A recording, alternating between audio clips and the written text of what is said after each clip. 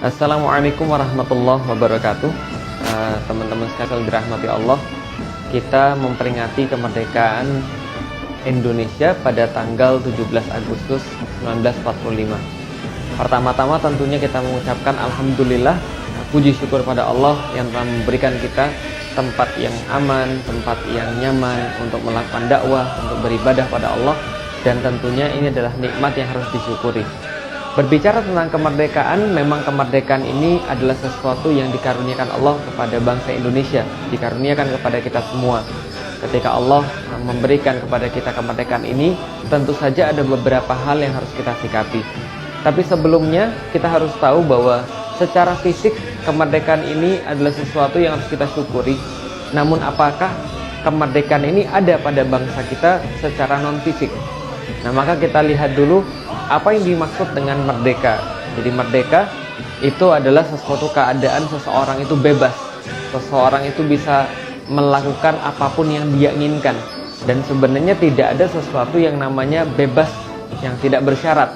Pasti bebas itu ada maknanya dan ada syaratnya. Nah, kalau kita lihat tentang masalah kemerdekaan di Indonesia, itu dijelaskan dalam Undang-Undang Dasar di pembukaan setidaknya ada 4 tujuan Indonesia ini dibentuk. Yang pertama adalah melindungi segenap bangsa Indonesia dan seluruh tumpah darah Indonesia. Yang kedua, memajukan kesejahteraan umum. Yang ketiga, mencerdaskan kehidupan bangsa. Dan 4, ikut berpartisipasi aktif dalam perdamaian dunia.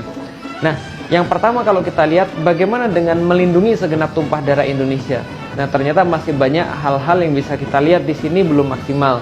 Misalnya bagaimana kasus-kasus TKI di luar negeri, BMI di luar negeri yang mendapatkan perlakuan buruk yang misalnya belum bisa diselesaikan dengan cara yang baik. Ketika mereka pulang pun tetap juga bermasalah. Mereka kemudian diperas, mereka kemudian diperlakukan secara tidak pantas. Ini adalah yang pertama mungkin. Yang kedua, kalau dikatakan memajukan kesejahteraan umum, maka yang kita lihat justru sebaliknya. Ketika harga-harga bertambah, listrik misalnya bertambah naik, atau misalnya orang-orang menjadi terbatas daripada pekerjaan-pekerjaan yang layak, dan juga kehidupan-kehidupan yang senantiasa semakin sulit pada saat ini. Nah, kalau mencerdaskan kehidupan bangsa, ini pun juga kita pertanyakan, apakah betul rakyat Indonesia sudah mulai cerdas? Kalau kita melihat Human Development Index dari tahun ke tahun, ternyata Indonesia tidak berkembang banyak. Dari tahun 2008, 2009 sampai sekarang Indonesia tetap berada dalam posisi-posisi ya 179, 178 dan seterusnya di antara negara-negara yang lain. Bahkan kalau kita lihat indeks membaca di Indonesia itu pun juga sangat sedikit sekali, 0,001% atau mungkin hanya sekitar 1 orang yang membaca di antara 100 atau 1000 gitu kan ya. Atau dalam 1 tahun rata-rata orang Indonesia membaca lebih kurang daripada 1 buku. Ini adalah mencerdaskan kehidupan bangsa.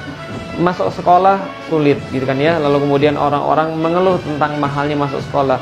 Mencerdaskan kehidupan bangsa seolah-olah menjadi sebuah ironi. Kenapa? Karena seolah-olah yang boleh pintar hanya orang-orang yang punya uang, orang-orang yang kaya. Sementara yang tidak punya, ya mereka terbatas akses mereka terhadap pendidikan. Lalu bagaimana dengan ikut aktif untuk kemudian perdamaian dunia? Kasus Palestina sekarang kita bisa melihat ternyata Indonesia tidak banyak berbuat di situ. Mereka tidak banyak bisa melakukan sesuatu kecuali hanya mengutuk saja. Dan ini pun bisa menjadi pertanyaan. Nah, kalau gitu apa sih sebenarnya kemerdekaan itu yang hakiki? Saya teringat tentang sebuah perkataan ketika seorang Rib'i bin Amir itu ditanyakan oleh orang-orang Persia, kenapa kalian datang ke negeri kami? Kenapa kalian datang ke sini? Maka Rib'i bin Amir, sebagaimana juga jawaban ini disampaikan oleh petinggi-petingginya, kami datang untuk membebaskan manusia dari penyembahan kepada selain Allah, menuju penyembahan kepada Allah semata. Ini yang disebut dengan merdeka. Kemerdekaan adalah seseorang ketika mampu untuk menghamba kepada Allah secara total dalam segala macam aspek kehidupan. Nah, sebagaimana juga ketika seorang ibunya Maryam, ketika sebelum Maryam itu lahir, kemudian berdoa, Inni nazartu laka ma fi batni muharraran. Kami mendoakan kepada engkau ya Allah, bahwa apa yang di dalam perut kami ini akan menjadi muharraran, yaitu adalah orang-orang yang bebas, orang-orang yang menyembah pada Allah semata, yang berkhidmat hanya pada Allah semata.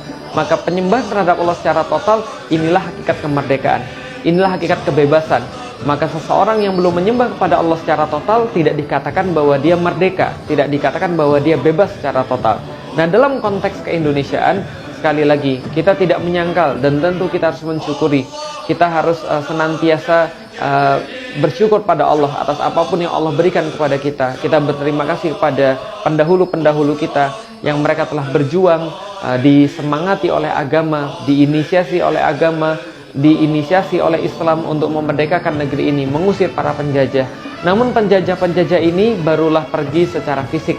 Namun secara pemikiran, penjajah-penjajah ini masih bercokol untuk menjauhkan seseorang manusia kepada penyembahan terhadap Allah secara total. Mari kita lihat dalam konteks Indonesia, untuk mengisi kemerdekaan ini yang telah diperjuangkan dengan susah payah, bagaimana cara kita untuk mendekatkan orang-orang, mendekatkan manusia, mendekatkan umat di Indonesia, seluruh bangsa Indonesia kepada Allah Subhanahu wa Ta'ala, membuat mereka menyembah pada Allah secara total, memberitahu pada mereka tentang kebaikan-kebaikan Islam. Dan ketika Islam sudah menginspirasi, sudah menjiwai setiap sendi-sendi daripada negeri ini, barulah itu kita dikatakan merdeka secara hakiki. Mudah-mudahan kita termasuk orang yang merdeka secara hakiki, dan mudah-mudahan kita termasuk orang yang bersyukur pada saat ini, dan kita bersyukur dengan cara berdakwah dan mengajak orang kepada ketaatan. Assalamualaikum warahmatullahi wabarakatuh.